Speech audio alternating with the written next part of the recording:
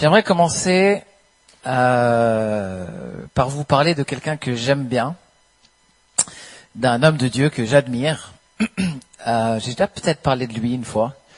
C'est un gars qui s'appelle Tertullien. Je ne sais pas si vous avez déjà entendu parler de Tertullien. Tertullien, c'est un chrétien du IIe siècle.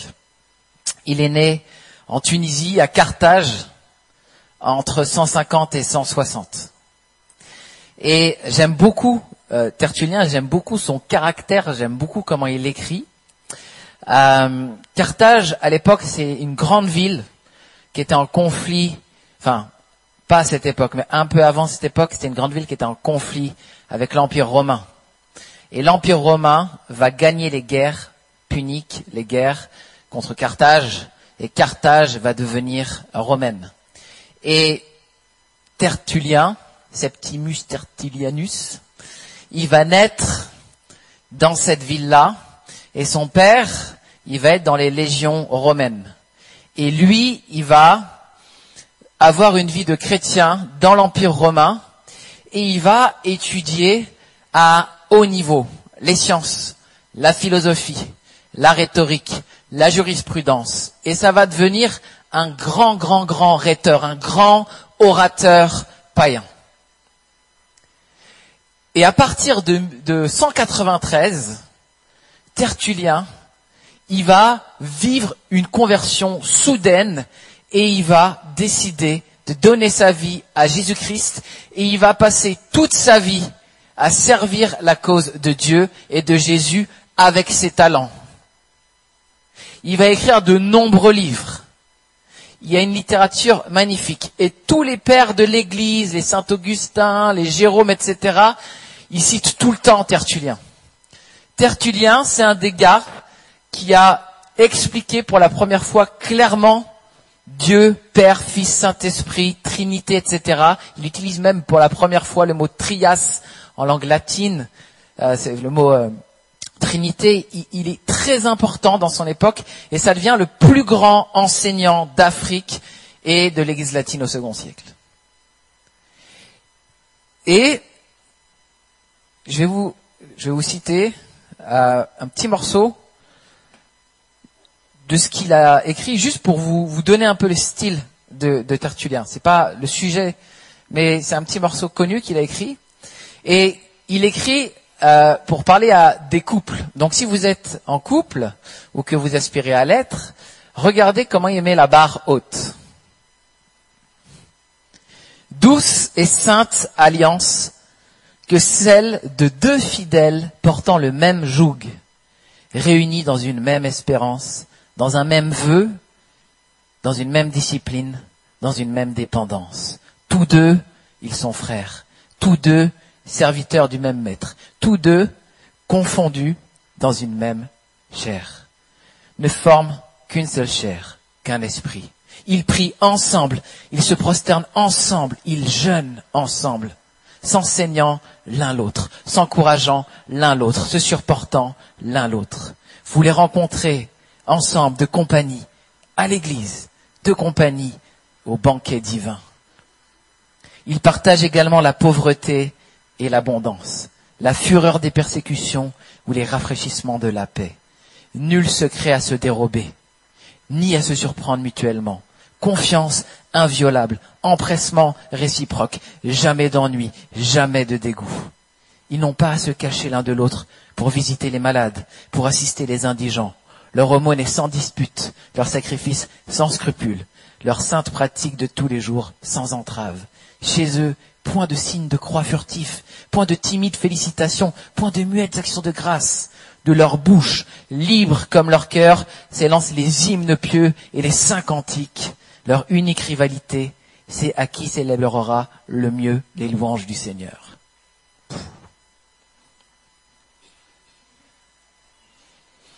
Moi, j'aimerais bien que mon unique rivalité avec Pauline serait à qui célébrera le mieux les louanges du Seigneur. Ce serait bien. C'est le genre de texte qu'on pourrait lire à un mariage juste pour donner un peu la pression aux mariés. Voilà le gap. Voilà le cap plutôt. Donc Tertullien, il a une très haute vue du couple, mais en fait, ça c'est juste un extrait pour vous dire qu'il a une très haute vue en général de la vie chrétienne. Pour lui, être chrétien, c'est la chose la plus excellente qu'il existe au monde. Pour lui, être chrétien, c'est la chose la plus ultime que Dieu donne à l'homme de vivre. Et je me pose la question, qui pense comme ça aujourd'hui? Alors, en dehors de l'Église, personne. Personne. Mais parfois, même dans l'Église, on ne pense pas comme ça. Mais pour lui, il n'y a rien de plus excellent que d'être des suiveurs de Christ. Et je crois que Tertullien a raison. Je crois qu'il n'y a rien de plus excellent que d'être chrétien. Et quand je découvre des gens de ce calibre-là, je me dis, mais quelles a été les raisons de leur conversion? Qu'est-ce qu'ils ont vu? Qu'est-ce qu'ils ont entendu pour passer d'une forme de gloire dans le monde au service pour Christ? Quel est le témoignage qui a rendu Tertullien chrétien? On sait peu de choses de sa conversion, mais on sait qu'elle a été soudaine, rapide, et qu'elle a duré pour toute sa vie. Il a dit dans ses écrits, on ne naît pas chrétien, on le devient. Pour ceux qui pensaient que c'était Dolto qui avait inventé ça. Au IIe siècle, on ne naît pas chrétien, on le devient. Et c'est très important parce que être chrétien, c'est pas un privilège acquis à la naissance. À la naissance, on peut avoir une éducation chrétienne. Mais devenir chrétien, c'est une conversion du cœur radicale, opérée par Dieu, par l'aide de l'Esprit dans nos cœurs. Et lui, il est conscient de ça. Il est conscient qu'on devient chrétien par une naissance surnaturelle après avoir vécu une naissance naturelle.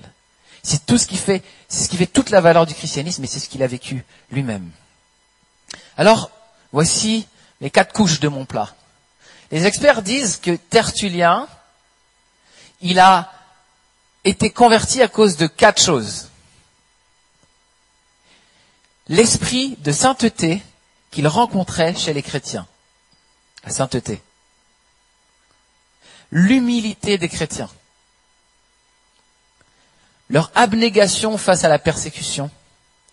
La hauteur de la doctrine évangélique. Sainteté, humilité, abnégation, hauteur de la doctrine. Et je vais revenir sur ces 4 points. Concernant la sainteté, en résumé, le témoignage des chrétiens que Tertullien a rencontré a été décisif pour lui, parce que quand il a rencontré ces chrétiens, il a découvert des gens qui avaient une vie, une moralité, une sainteté tellement différente de ce qu'il rencontrait parmi ses contemporains romains et païens, qu'il a été bluffé. Il a été scotché par la profondeur, l'exigence morale en acte des chrétiens qu'il a rencontrés. Jésus avait dit, soyez parfaits comme votre Père est parfait. C'est pas une petite exigence, ça. Soyez parfaits comme votre Père est parfait. L'exigence de Dieu, c'est qu'on soit parfait comme le Père. Qu'on soit bon comme il est bon. Saint comme il est saint. Juste comme il est juste. Patient comme il est patient. Intègre comme il est intègre. Et au IIe siècle, il y a des chrétiens qui ont une réelle compréhension de cet enseignement de Jésus et qui le mettent en pratique de toute leur force. Paul a écrit aux Philippiens, chapitre 2, verset 14, « Faites toutes choses sans murmure, ni hésitation, afin que vous soyez irréprochables, purs, des enfants de Dieu, irrépréhensibles au milieu d'une génération perverse et corrompue, parmi lesquels vous brillez comme des flambeaux dans le monde. » Les chrétiens d'Afrique en l'an 190 ont brillé comme des flambeaux sur le visage ébloui de Tertullien par leur sainteté.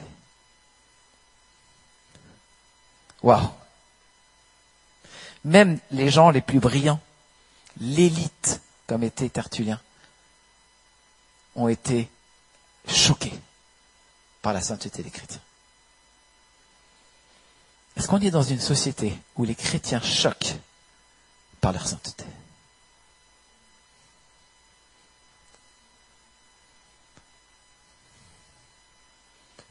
On rate le but, on manque la cible, quand on comprend pas la puissance de la sainteté dans notre témoignage. C'est quoi le témoignage? C'est pas que des mots. C'est des actes qu'on observe.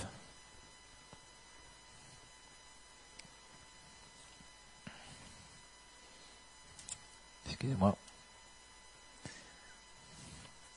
La deuxième chose, c'est l'humilité. L'humilité que Tertullien a vue chez les chrétiens. Au temps de Tertullien, on est dans l'Empire romain, et autour de lui, certainement dans cette élite-là, il y a beaucoup de gens qui cherchent la gloire, les éloges, le prestige. Ils cherchent à avoir une place dans la société romaine.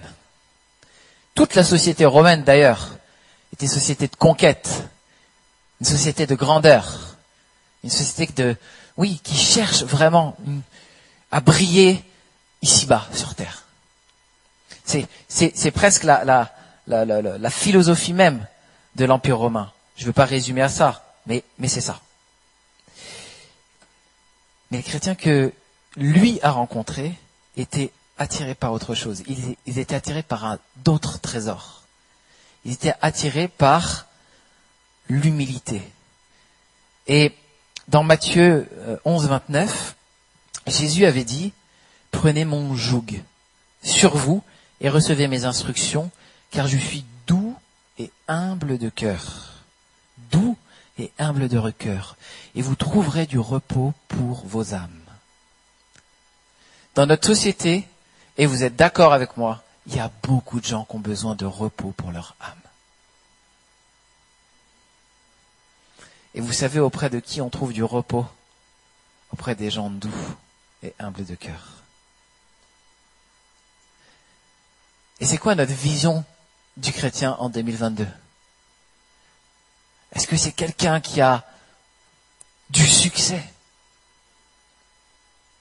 Est-ce que c'est auprès de ces personnes-là qu'on va trouver le repos pour nos âmes?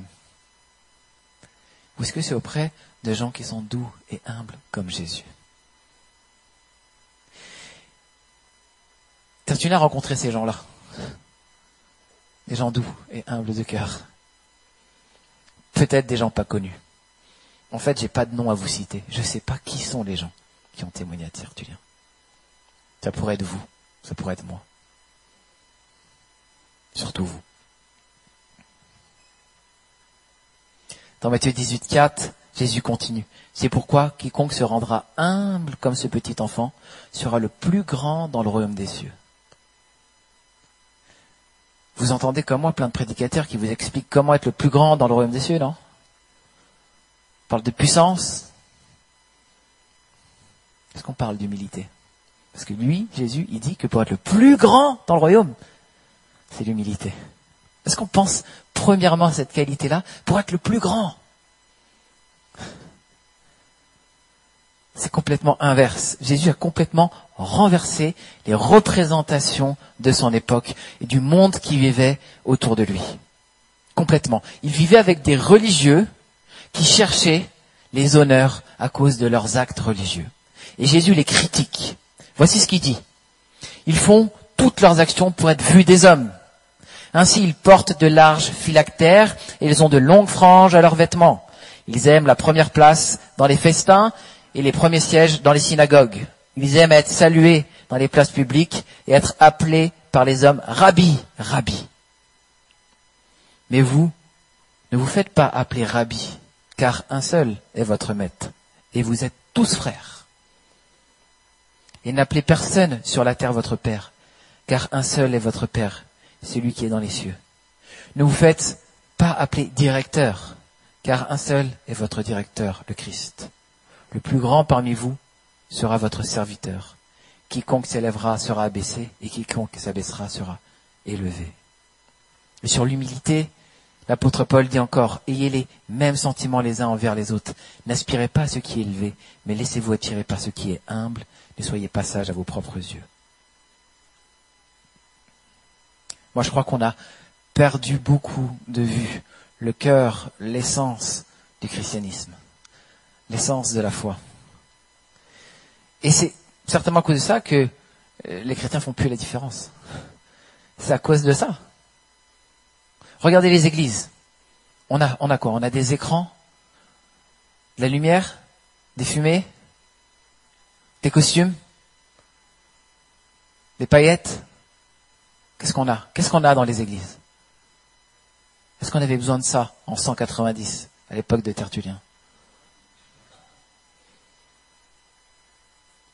En fait, on a érigé une forme de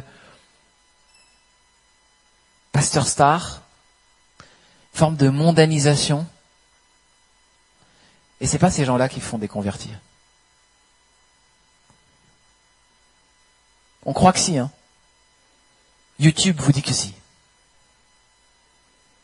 Je sais pas qui appartient à YouTube, mais on a mis en scène des success stories. Regardez la success story des apôtres. Regardez comment ils ont fini. Méditez à leur mort. Méditez ce que Paul dit à la toute fin de sa vie. J'ai été abandonné de tous. Je suis seul. Je suis en prison. J'ai froid. Timothée, amène-moi mon manteau, j'ai trop froid. Et il va mourir.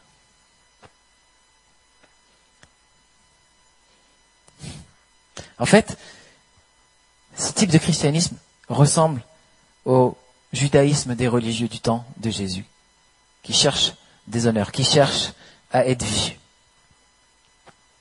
Des fois, je suis halluciné. On a des gamins qui viennent de se marier il y a 6 mois et qui enseignent sur Internet comment vivre son mariage. Je trouve ça génial. Et on a des couples qui ont 40 ans de vie de mariage, qui tiennent ensemble. Comme dans le texte de Tertullien au début. Et on se dit, oh, un peu les cheveux grisonnants, ça n'a pas la pêche. On a perdu le sens des choses vraies. On a des gens qui sont amoureux des richesses et qui vous disent, mais quand je vous dis amoureux, la racine du mal, je veux dire, l'évangile de la prospérité absolue, et qui vous explique comment gérer vos finances. Christianisme 2022. Ces gens-là, pour moi, font honte à Jésus. Honte au christianisme. Honte à nos aînés dans la foi. Et je le dis sans trembler du menton. L'apôtre Jean a écrit en Jean 3,8, « Si quelqu'un possède les biens du monde et que, voyant son frère dans le besoin, il lui ferme ses entrailles, comment l'amour de Dieu demeurera-t-il en lui? Petits enfants, n'aimons pas en parole et avec la langue, mais en action et avec vérité. » Et Tertullien a rencontré des chrétiens qui aimaient en action. Il a rencontré des Tertulliens qui étaient remplis de compassion. Il a rencontré des Tertulliens. Il a rencontré des chrétiens sans nom, sans titre, sans gloriole, et qui peut-être se sont levés pendant la nuit pour aller nourrir des pauvres, sans que personne les voie, si ce n'est le Père. C'est ce genre de personnes qui ont changé la vie de Tertullien.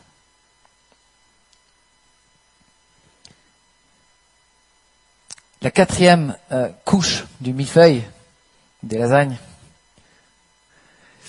selon les historiens, c'est que Tertullien a été frappé, c'est la 3e couche, je crois. Sainteté, humilité, abnégation. 3e. Il a été marqué par l'abnégation des chrétiens. En fait, en Afrique, là où il habitait, peu de temps avant sa conversion, il y a eu une mise à mort de chrétiens à cause de leur foi. On n'est pas encore rentré dans l'empire chrétien. Ça, c'est au 4e siècle, avec Constantin et puis après Théodose. Mais au 2e siècle, on est dans un empire totalement païen. Et on essaye de faire abjurer les chrétiens. qui abdiquent et qui quittent la foi chrétienne. Et parfois, on va jusqu'à les mettre à mort. Et Tertullien était témoin de ça.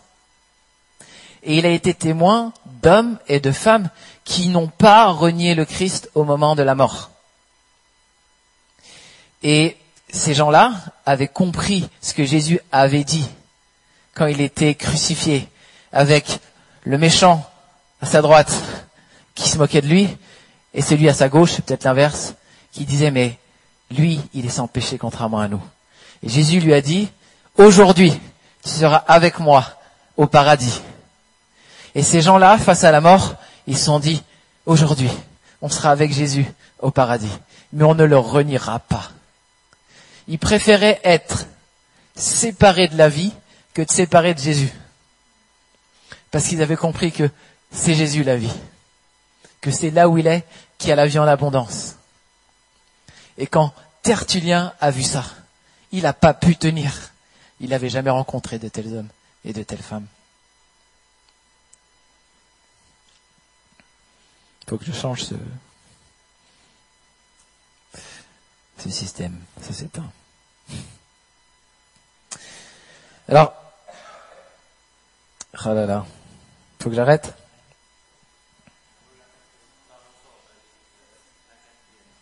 Ok, merci beaucoup. Heureux serez-vous quand les hommes vous insulteront, dit Jésus, vous persécuteront, lorsqu'ils répandront toutes sortes de calomnies sur vous, sur votre compte à cause de moi. Oui, oui, réjouissez-vous alors et soyez heureux, car une magnifique récompense vous attend dans les cieux. Car vous serez ainsi comme les prophètes d'autrefois, eux aussi ont été persécutés avant vous de la même manière. Vous imaginez ces gens-là dont on ne se rappelle pas le nom, qui sont morts en 190, ils ont été comme les prophètes. Et dans notre société à nous, occidentale, confortable, quelle serait notre réaction face à la vraie persécution? Comment est-ce qu'on va réagir quand ça va arriver de manière violente?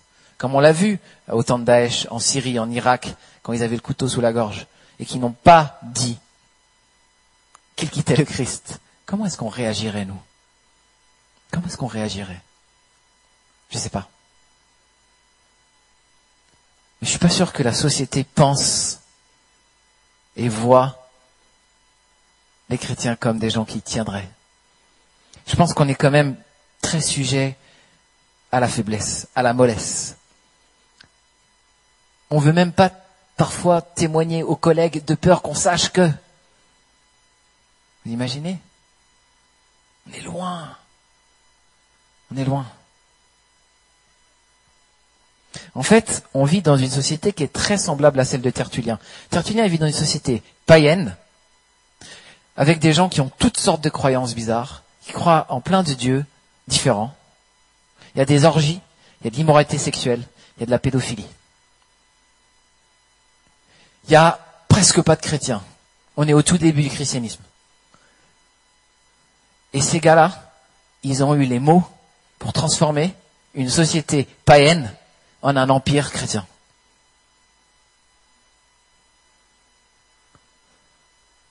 Parce qu'ils avaient le vrai évangile. Parce qu'ils avaient le vrai évangile. C'était pas eux qui étaient puissants. C'était l'évangile qu'ils portaient dans leur cœur. Évangile de sainteté, évangile d'humilité, évangile d'abnégation. Cet évangile-là, notre évangile. L'évangile qu'on est venu méditer cet après-midi. On est dans cette société. La même société pour laquelle il n'y a pas de vérité absolue. Pour laquelle le relativisme est devenu la norme, la règle. Et si on a une vérité absolue, on est intolérant. Si on dit qu'un homme est un homme et une femme, on est bizarre. On est dans une société qui rejette la science. Non. On est dans une société qui, au nom de la science, rejette Dieu. Mais qui a du mal avec la biologie homme-femme. Moi, je comprends pas. Je fais de la provocation, mais il y a une grande confusion qui règne. Alors, qu'est-ce qui manque aux chrétiens aujourd'hui? Comment est-ce qu'on va acquérir ces choses? Ces trois choses. Je parlerai, si j'ai le temps, de la quatrième. On a besoin de deux choses simples. On a besoin de l'Esprit Saint et on a besoin de la parole de Dieu. Jésus a dit, mais le Saint-Esprit descendra sur vous. Vous recevrez sa puissance et vous serez mes témoins à Jérusalem, dans toute la Judée et la Samarie et jusqu'au bout du monde. Il est impossible de témoigner de Jésus sans le Saint-Esprit. Impossible. Le Saint-Esprit est donné comme une puissance. La puissance de Dieu. Pour qu'on puisse devenir les témoins de Jésus, on a besoin de la puissance de Dieu. Et ceux qui me disent qu'ils reçoivent le Saint-Esprit, qu'ils ont reçu le Saint-Esprit, et qu'ils vivent des choses extraordinaires avec le Saint-Esprit, mais qui jamais témoignent, se contredisent. Parce que le boulot du Saint-Esprit dans nos cœurs, c'est de faire de nous des témoins. Le Saint-Esprit, c'est pas juste ce petit souffle d'amour qui te fait des papillons dans le ventre quand tu loues. Le Saint-Esprit, c'est Dieu lui-même qui vient avec ses dons, sa puissance et ses désirs de sauver le monde. Et qui vient en toi. Et qui fait de toi l'acteur du salut. Il n'y a aucune contradiction en Dieu. Oui, Dieu te pousse à louer, mais c'est le même Saint-Esprit qui te pousse à témoigner. Écoutez bien, Israélites, ce que j'ai à vous dire. Vous le savez tous, Jésus de Nazareth, cet homme dont Dieu vous a montré qu'il l'approuvait en accomplissant par son moyen au milieu de vous des miracles, des signes et des actes extraordinaires, a été livré entre vos mains conformément à la décision que Dieu avait prise et au projet qu'il avait établi d'avance. C'est Pierre qui parle. Et vous l'avez tué en le faisant crucifier par des hommes qui ne connaissent pas Dieu. Mais Dieu a brisé les liens de la mort. Il l'a ressuscité, car il était impossible que la mort le retienne captif. En effet, David dit de lui, je voyais le Seigneur constamment devant moi, car il est à ma droite pour que je ne vacille pas. Voilà pourquoi mon cœur est plein de joie et pourquoi mes paroles débordent d'allégresse. Mon corps reposera dans l'espérance. Tu ne m'abandonneras pas dans le séjour des morts. Tu ne laisseras pas ton serviteur fidèle se décomposer dans la tombe, car tu m'as fait connaître le chemin de la vie et tu me combleras de joie en ta présence. Ce texte, c'est ce que Pierre a dit à tous les Israélites juste après avoir reçu le Saint-Esprit. Dans Actes chapitre 2. Immédiatement après avoir reçu le Saint-Esprit, il témoigne de tout l'évangile, de la mort et de la résurrection de Jésus dans sa génération à son peuple. La prédication de l'évangile, le témoignage de Jésus-Christ, c'est le fruit et le résultat du don de l'Esprit. Est-ce que tu penses avoir reçu l'Esprit? Est-ce que tu cultives une relation avec le Saint-Esprit? Interroge ton témoignage et tu sauras.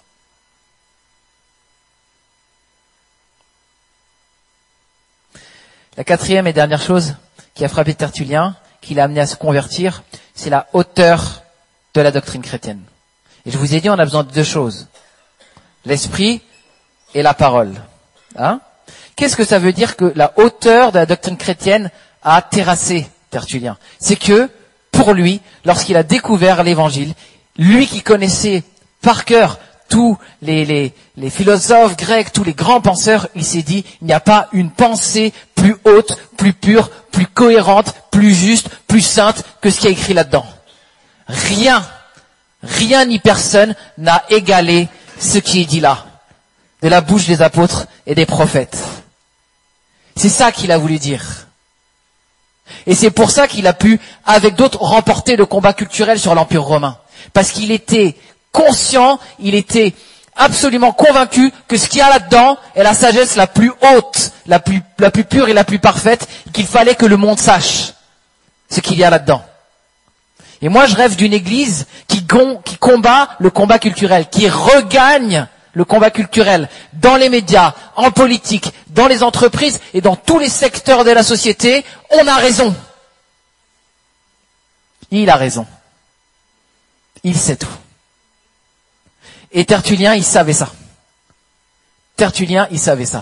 Et quand Jésus dit aux disciples d'Emmaüs, j'ai pas le temps de lire le texte, les deux qui marchent avec lui, en pleurant. Tu sais pas que le Messie, pas le Messie, celui qu'on pensait être le Messie, a été mis à mort à Jérusalem. Et Jésus marche avec eux. Ils reconnaissent pas que c'est Jésus. Hein? Et Jésus là va les enseigner. Mais comment est-ce qu'il va les enseigner? Il va leur dire, il va leur ouvrir l'esprit, c'est ce que dit le texte, et il va leur dire que tout ce qui était écrit de lui dans la Torah, dans les prophètes et dans les psaumes, était en train de se réaliser. Jésus avait une haute estime de la Bible, parce que au lieu de dire « Coucou, c'est moi Jésus », il dit « Regarde ce que la Bible disait du Messie ». Même Jésus, il s'appuie sur la Bible. C'est intéressant ça. Et alors, ils vont vers Jérusalem, et il leur dit, vous recevrez une puissance, et vous serez mes témoins. Mais c'est à ces mêmes qui dit, écoutez ce qui est écrit dans la parole. Pourquoi? Parce que le Saint-Esprit qu'ils vont recevoir, c'est le même qui a inspiré les Écritures. Et donc, on ne peut pas me dire, moi, je suis pas un gars de la Bible, moi, je suis un gars du Saint-Esprit. C'est incohérent. La Bible, c'est l'œuvre du Saint-Esprit. Le Saint-Esprit nous rappelle quoi? Je me rappelle une fois, je connaissais pas un texte de l'Ancien Testament, et je l'ai dit parce que Dieu me l'a dit. Dieu m'a montré une échelle entre la terre et le ciel avec des anges qui descendent et qui montent. Je venais de me convertir, j'avais jamais lu ce texte. Le Saint-Esprit, il dit la parole. C'est excellent. Faut que je finisse. Là maintenant, faut que je finisse. Ouais. Ok. Après j'arrête. Je vais juste dire, il y a plein de livres sur Jésus. Il y en a plein. Franchement, il y en a des tonnes. Mais la seule biographie officielle, elle est là. La seule biographie officielle, elle est là. Si vous voulez connaître l'histoire d'un meurtre, vous allez voir les témoins oculaires. Vous voulez savoir le témoignage de celui qui a vu. Vous l'appelez à la barre et vous dites qu'est-ce que vous avez vu. Vous n'avez pas demandé le témoignage de celui qui buvait un coup au PMU, loin. Vous demandez à ceux qui étaient là. Et ici, là, on a le témoignage des témoins oculaires. Jean, il dit, ce que nous avons vu, ce que nous avons entendu et ce que nos mains ont touché, nous vous l'annonçons. Lorsque Luc écrit, il dit, après m'avoir enquéri de ce que les témoins oculaires ont vu, je t'écris, cher Théophile. Il était allé voir Marie, la mère de Jésus. Qu'est-ce qui s'était passé dans le temple à 12 ans? Explique-moi. Ok, je vais t'expliquer. C'est quoi comprendre que la Bible est importante? C'est déjà comprendre que ici, il y a les paroles de ceux qui ont vu Dieu fait homme, qui ont mangé avec lui, qui ont soupé avec lui, qui ont ri avec lui, qui ont pleuré avec lui, qui ont fui quand lui, il n'a pas fui. C'est leur témoignage, il est là. Donc, First Bible. Priorité absolue. Dans ce livre, on a tout. Sur le couple, sur le business, sur tout. Prenez un domaine, la sagesse de Dieu vous éclaire. Alors je vais finir là-dessus. Et je vais prier.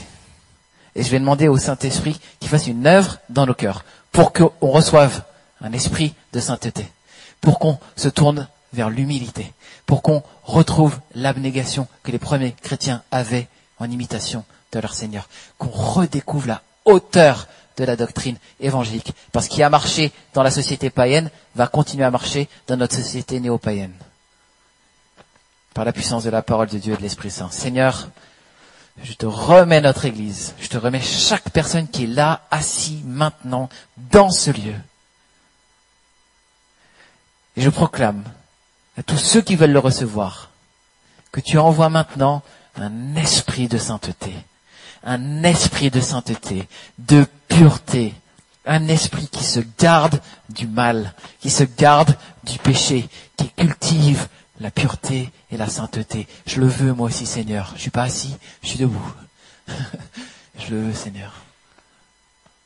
Je te demande, Seigneur, de nous revêtir de ta sainteté, de nous revêtir aussi de l'humilité que tu as témoigné. Tu as dit que c'est la plus grande. Tu as dit que c'est la qualité pour être le plus grand dans le royaume de Dieu. Seigneur, humilie-nous, rends-nous humbles aujourd'hui, fais une œuvre dans nos cœurs, je t'en supplie Seigneur. Rends-nous semblables aux chrétiens qui, par leur humilité, ont touché le cœur de Tertullien. Seigneur, je te demande encore profondément, pour tous ceux qui veulent le recevoir, un esprit de force et de courage dans la persécution, un esprit d'abnégation, un esprit qui tient coûte que coûte, qui a moins peur de provoquer le monde.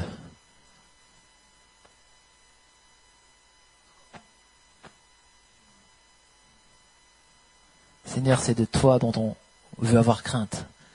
C'est toi que nous voulons honorer. C'est pas l'esprit du siècle présent.